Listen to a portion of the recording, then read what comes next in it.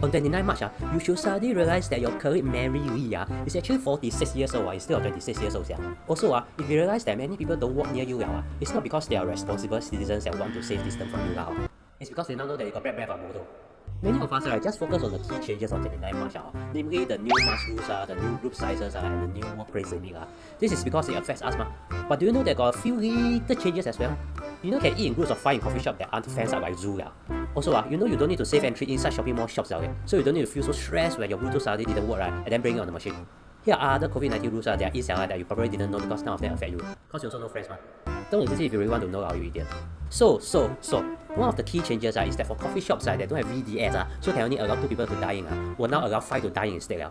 But the 1 meter distance between tables still exists, so you still cannot find seats to eat your bubble tea alone because you also know friends. But at least if a family got 5 people, then good can go to 真好吃 coffee shop to makan together, goodie, right? Next, it's quite interesting one. Once you scan in for safe entry in the mall, you won't need to scan in for individual shops. If you've been to malls recently, you'll see that many big chain shops have removed their nick, but smaller one, because they don't subscribe to Goodie Feed YouTube channel, so they don't know. Slowly, they will know because the rules nowadays change faster than Taylor Swift changing boyfriends. So maybe they brand them 2 computers, I don't know. Next is that you will see many tourists in Singapore. Because you are a broke person who thinks that border reopen means reopen to Malaysia only because your passport all only got Malaysian shops. Here's the thing, on 31st March, people from other countries can come in as long as they're vaccinated without quarantine.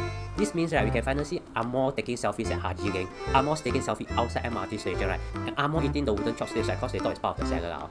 But what this means is that those places will also be crowded. So if you want to go to a staycation yourself to play with your imagination, maybe the price will be higher.